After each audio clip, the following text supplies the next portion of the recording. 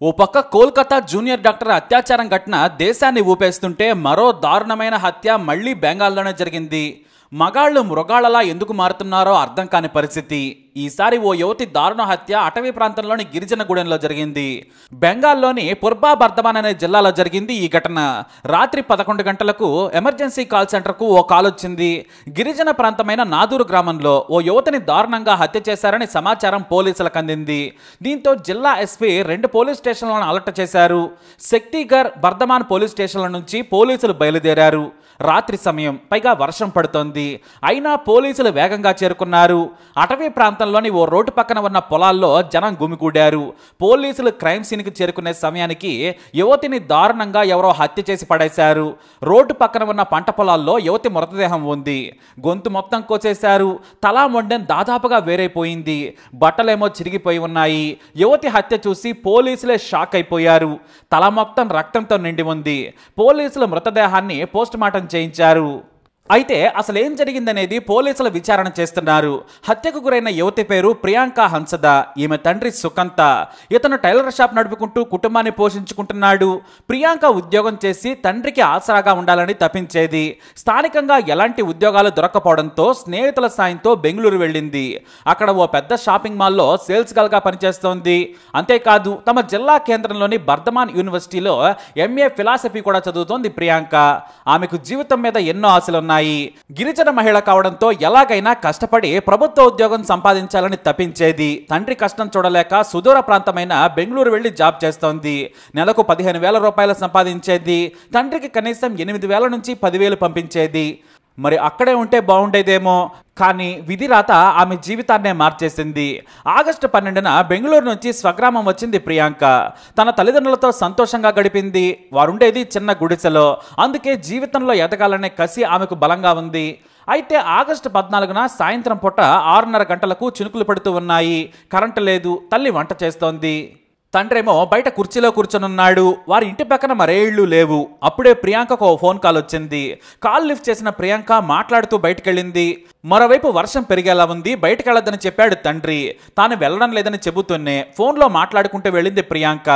అయితే తమ ఇంటికి కాస్త దూరంలో చెట్టు కింద కూర్చొని ఫోన్ మాట్లాడటం ప్రియాంకకు అలవాటు. ఆ చెట్టు ఇంటి వెనకాల ఉంది. కాస్త దూరం వెళితే రోడ్డు ఉంటుంది. అయితే ఫోన్లో మాట్లాడుతూ వెళ్ళిన ప్రియాంక ఎంతకీ తిరిగి రాలేదు. తండ్రి ఫోన్ చేస్తే కలవడం లేదు. దీంతో కంగారు పడ్డారు తల్లిదండ్రులు. చుట్టూ వెతికారు. గ్రామంలోకి వెళ్ళిందేమోనని వెతికినా కూడా తమ ఇంటికి రాలేదన్నారు అందరూ.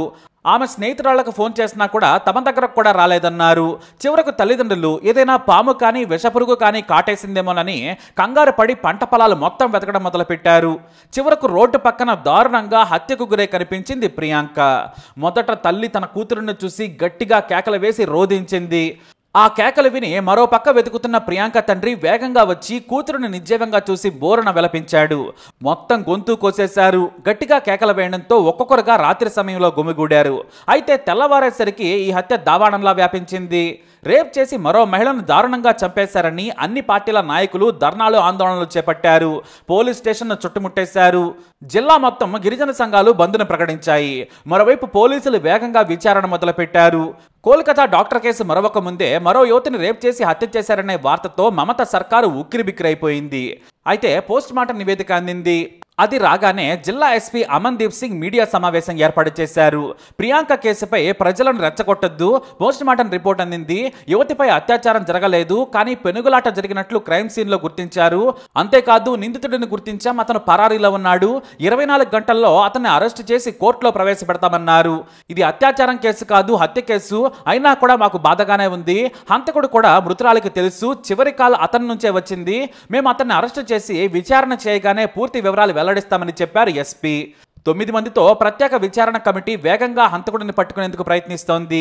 ప్రియాంక కుటుంబ సభ్యులు కూడా తమకు ఎలాంటి ఫిర్యాదు చేయలేదు, మేము ప్రశ్నించినా వాళ్ళేమీ తెలియదంటున్నారు. హంతకుడిని పట్టుకుని మేము ముందుంచుతామని చెప్పారు పోలీసులు. అయితే ఇది ప్రేమ వ్యవహారంలా ఉందనే వార్తలు వినిపిస్తున్నాయి. ఆమె తన ప్రియుడితోనే చివరి కాల్ మాట్లాడింది. చాలా రోజుల తర్వాత వచ్చిన ప్రియురాలు ప్రియాంకపై అనుమానం పెంచుకుని ఉండొచ్చు. తన ఫోన్ కాల్స్ను ఆమె నెగ్లెక్ట్ చేస్తూ ఉండడంతో ఆమెపై కక్ష కట్టాడనే రూమర్స్ వినిపిస్తున్నాయి. అందుకే నమ్మించి హత్య చేశాడనే రూమర్స్ వినిపిస్తున్నాయి. అయితే హంతకుడు దొరికితే ప్రియాంక దారుణ హత్య వెనుకున్న కారణాలు తెలిసే ఛాన్స్ ఉంది. కానీ బెంగాల్లోనే ఇది జరగటం మరో దురదృష్టకరం. ఇప్పటికే దేశం అట్టుడికిపోతుంది.